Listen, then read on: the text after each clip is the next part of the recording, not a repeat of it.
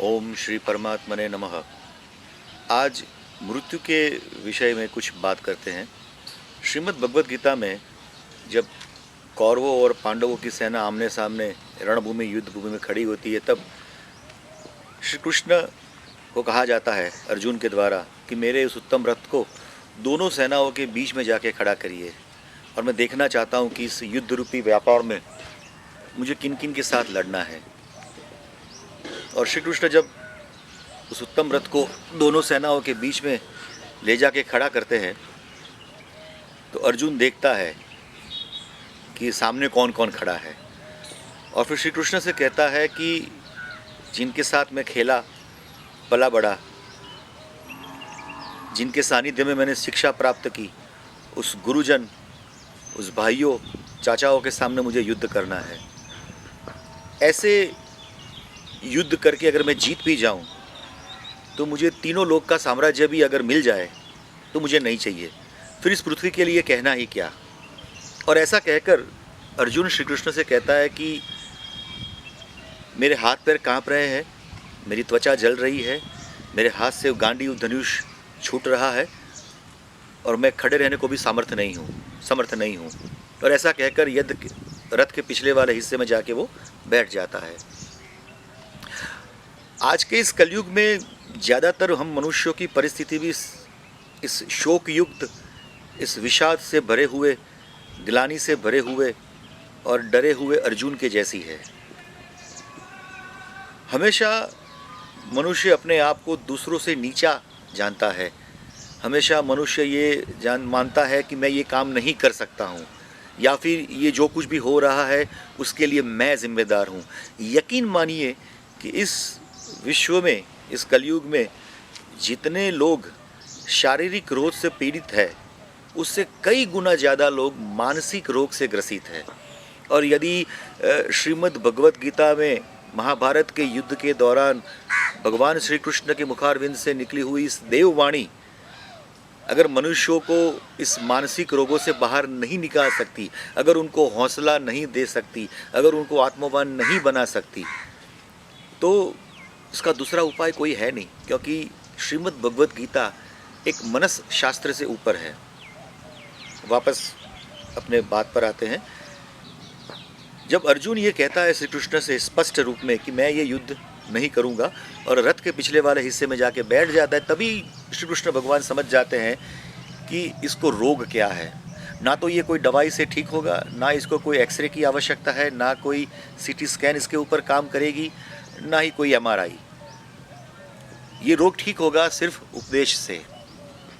अच्छा, यहाँ पर श्री कृष्ण भगवान अर्जुन को कहते हैं कि न हन्यते हन्यमाने शरीरे, शरीर की मृत्यु होने पर इसकी मेरी मृत्यु नहीं होती है, यानी इसकी मृत्यु नहीं होती है, या जीवात्मा की मृत्यु नहीं होती है।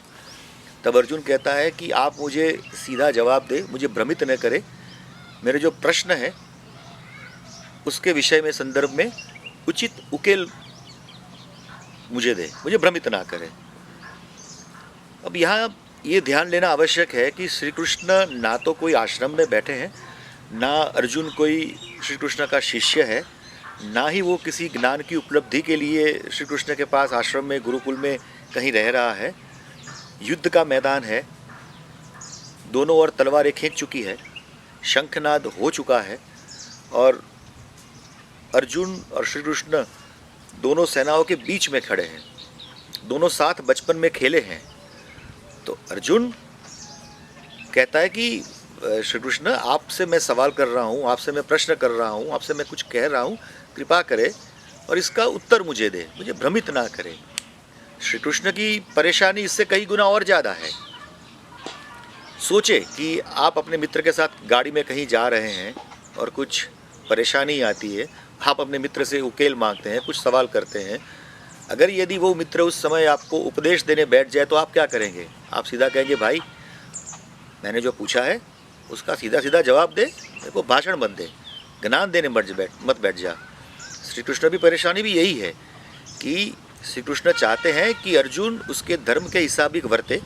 वो क्षत्रिय है, लड़ना उसका कार्य है, लड़े।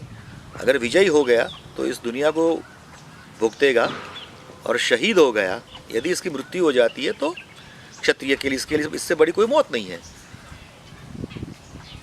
हमेशा वार्तालाप के दौरान वो अर्जुन को कहते हैं कि हे महाबाहो, हे पार्थ, हे सव्यसाची। कहीं अर्जुन के दिमाग में किसी भी क्षण, एक क्षण के लिए भी ये विचार ना आ जाए कि मुझे कोई उपदेश, कोई गुरु दे रहा है।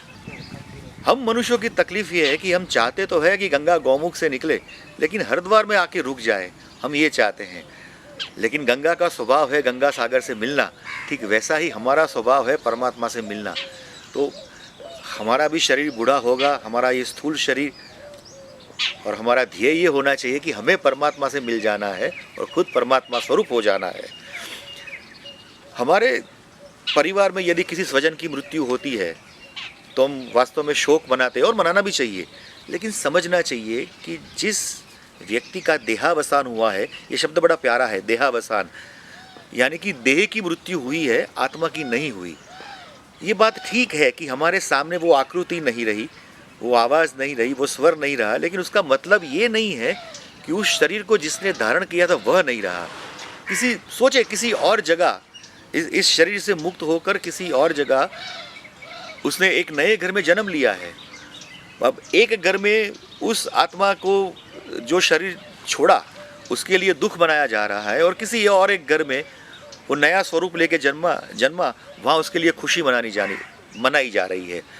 अगर तुम्हारा जीवन, अगर हमारा जीवन उत्सव रहा है, कम से कम उत्सव माना है, तो ये भी समझना चाहिए कि मृत्यु को महा उत्सव माना जाना चाहिए।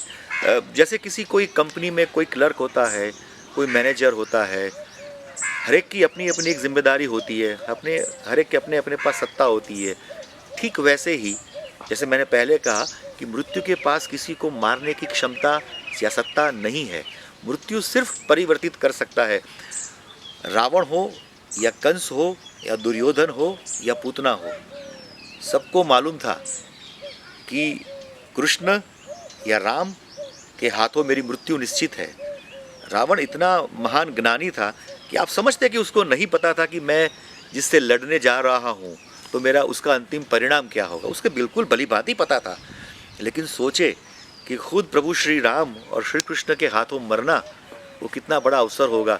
सीधा रावण या पूतना या कंस वो सिर्फ परिवर्तित हुए हैं, लेकिन परिवर्तित होके जिस शरीर के अंदर वो बंधे हुए थे उसको मुक्त करने का काम श्री कृष्ण या प्रभु श्री राम ने किया है। तो हमें भी ऐसा कोई काम करना चाहिए कि परमात्मा खुद हाथ फैला के जो खड़ा है हमें लेने के लिए, वो हमें सीधा मोक्ष के द्वार तक ले जाए, जो कि हमारा अंतिम ध्येय होना चाहिए, अंतिम ध्येय है। तो यकीन माने कि मृत्यु कुछ भी मिटा नहीं सकती, सिर्फ परिवर्तित कर सकती है।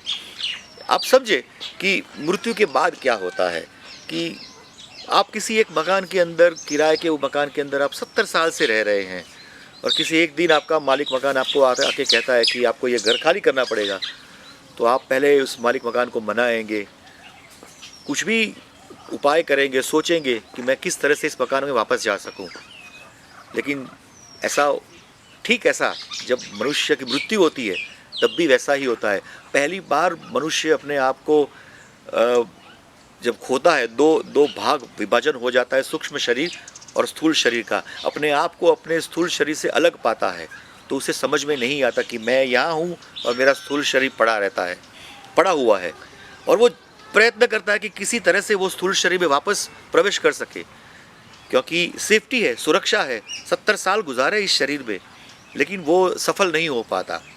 इसलिए हिंदू धर्म में जैसे ही देह की मृत्यु होती है, हम प्रयत्न करते हैं कि जो 16 संस्कार है, जो कि गर्भाधारण से लेके आदमी के अंतिम संस्कार यानी नश्वर देह को अंत्येष्टि के समय पूरा होता है, वो इसका जितना जल्दी हो सके उतना हम करें, ताकि उस जीवात्मा की आगे की जो गति है वो शुरू हो, आगे की यात्रा शुरू हो।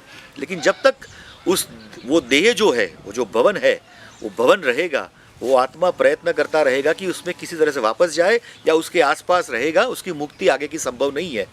इसीलिए जब वो देह जल गया, वो भवन गिर गया, वो आत्मा तुरंत अपने आगे की गति के लिए तैयार हो जाता है।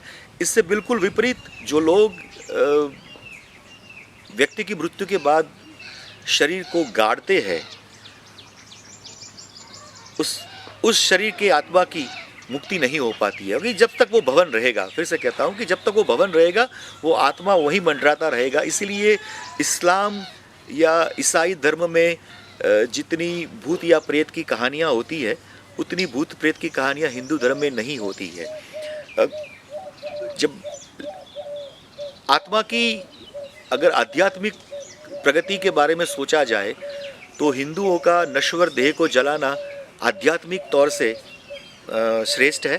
लेकिन अगर पर्यावरण की ओर से देखा जाए तो जो लोग मरे हुए व्यक्ति को इस्लाम में कहते हैं सुप्रते खाक, और जब कोई व्यक्ति को ज़मीन में गाड़ा जाता है तो इस्लाम में कहा जाता है कि इन्ना लिल्लाहि व इन्ना इलाही राजून, यानी अल्लाह ने जिसने हमें यहाँ भेजा है उसके पास हम वापस जा रहे हैं। ठीक इसी तरह से हिंदू भी कहते हैं कि अरिहंत शरण हुआ या ईश्वर शरण हुआ, ये दोनों सेम है, एक से है। इसकी बात विस्तृत कभी करेंगे।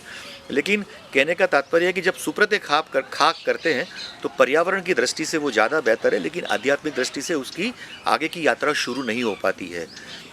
यहाँ मैं बैठा हूँ, मैं बोल रहा हूँ, मेरे आसपास भी कई ऐसे सूक्ष्म शरीर है जिन्हें मैं देख नहीं सकता।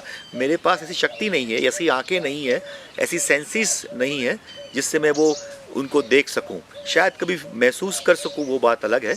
लेकिन सिर्फ क्योंकि हम किसी आकृति को जो 70 साल से हमारे सामने थी, वो आवाज़ जो हमारे सामने थी, उसको नहीं देख सकते या नहीं सुन पाएंगे, इसका मतलब ये नहीं कि वो नहीं रहा, उसने कहीं और जन्म ले लिया है।